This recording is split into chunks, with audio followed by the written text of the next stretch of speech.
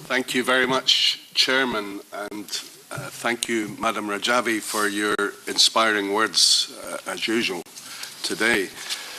As you said, Madam Rajavi, this is International Human Rights Day. In fact, this year, the UN has designated today as HR 365, indicating that every day of the year is Human Rights Day. Sadly, all of us in this room know that no day in Iran or Iraq is Human Rights Day. Iran today, as Mrs. Rajavi said, is covered in blood. Iraq, next door, thanks to the mullahs in Tehran, is also covered in blood. 5 years ago, when I was elected as chair of the delegation for relations with Iraq in this House, I was told by many officials and by ambassadors, your job is to cement good relations between the European Parliament and Iraq, to build a good sympathetic relationship. Within a very few weeks, I exposed the fact that Nouri al-Maliki was a corrupt dictator, and I was told by many people in Brussels, you must shut up. You are rocking the boat. You will destabilize Iraq. And because Iran insisted and America and Britain backed the appointment, the re-election fraudulently of Nouri al-Maliki, you could even destabilize the nuclear talks in Tehran. But I refused to shut up. I was becoming rapidly, apart from my colleagues here in this room, rapidly we were all becoming lone voices in this respect.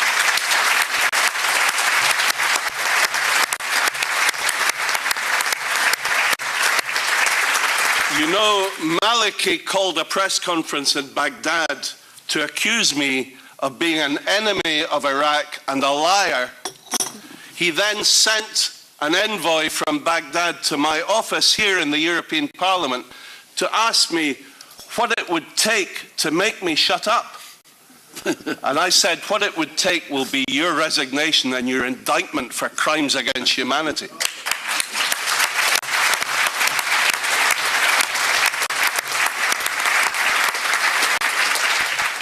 But you know, my good friend Howard Dean said that the West is plagued with a history of short-termism.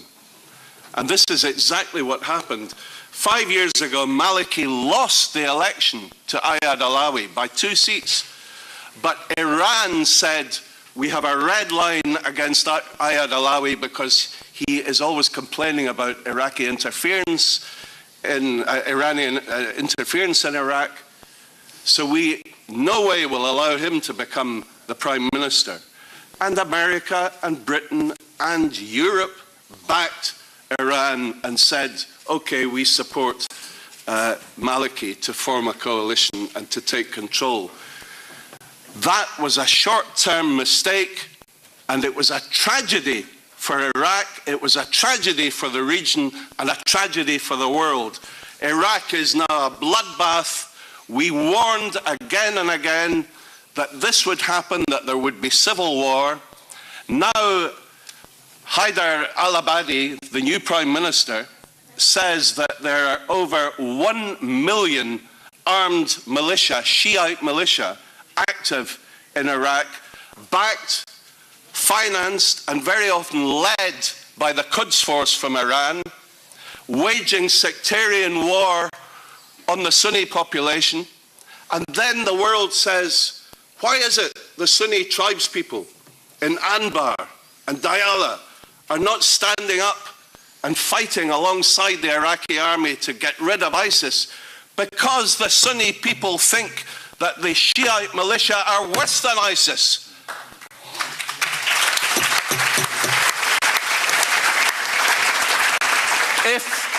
If we are serious about ridding the world of ISIS, if we're serious about encouraging the Sunnis, the tribes in Iraq, to join forces with the Iraqi military, with the Peshmerga in Kurdistan, to help oust ISIS, and this is the only practical way that you can fight against ISIS, then we must rid Iraq of Iranian interference.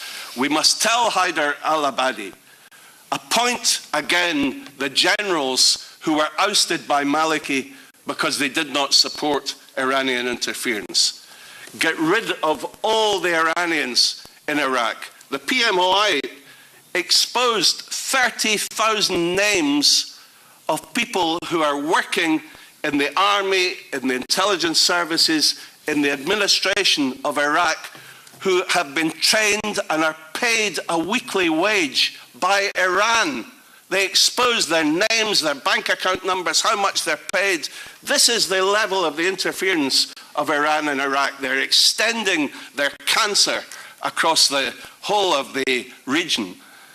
And 12 years later, since the PMI exposed the fact that they were developing nuclear weapons, we have just